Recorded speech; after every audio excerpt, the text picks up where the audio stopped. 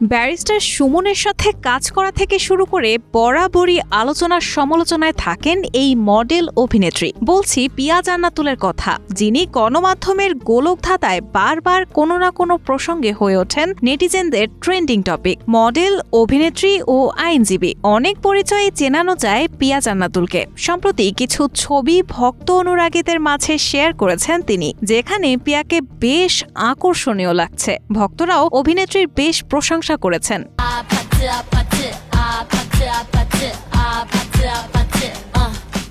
Share করা ছবিতে দেখা যায় অফ দ্য শোল্ডার রেড গাউনে মুগ্ধতা ছড়াচ্ছেন তিনি। হাতে ব্রেসলেট, মুচকি হাসি আর চোখের চাহনি যেন ভক্তদের মনে ঝড় তুলছে। হাসতে নাকি জানে না কেউ, কে বলেছে ভাই এই শোনো না কত হাসির খবর বলে যায়। পুরনো কাব্যিক এই কথাগুলোর সাথে আজকের জান্নাতুল পিয়ার হাসির কোনো সংযোগ নেই, কিন্তু তাও পিয়ার মিষ্টি হাসির রেশ যেন নেট পাড়া থেকে কাটেই না। তরুণরা যেন পিয়ার প্রেমে বারবার বুঁদ হয়ে পড়েন। কেউ কেউ তো তার ছবিগুলোর কমেন্টের ঘরে অবলীলায় জানতেও চাইছেন তার রূপের রহস্য। আবার কেউ কেউ জানান দিচ্ছে পিয়ার প্রতি তাদের ভালোবাসার কথা।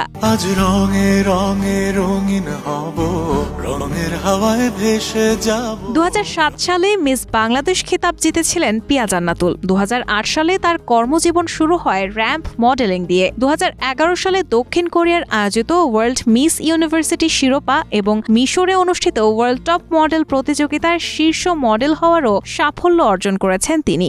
2012 সালে চোরাবালি সিনেমার মধ্য দিয়ে চলচ্চিত্র জগতে পদার্পণ করেন পিয়া।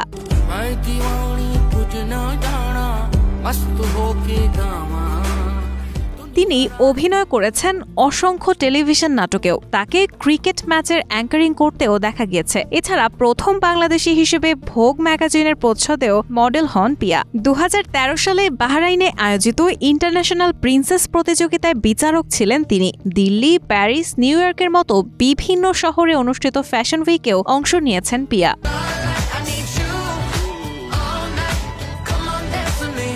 শোবিজের পাশাপাশি মডেল অভিনেত্রী জান্নাতুল পিয়া এখন পুরো দস্তুর আইনজীবী। যদিও এই ইন্ডাস্ট্রিতে অনেক আইনজীবী রয়েছেন, তবে নিয়মিত আদালত পাড়ায় প্র্যাকটিস করা আইনজীবী শোবিজ তারকাদের ভেতরে খুবই কম। হবিগঞ্জ 4 আসনের আওয়ামী লীগের সাবেক সংসদ সদস্য এবং সুপ্রিম কোর্টের আইনজীবী ব্যারিস্টার সৈয়দ সাইদুল হক সুমনের সঙ্গে তিনি কাজ করতেন। রাহানা মুন, প্রবাস খবর।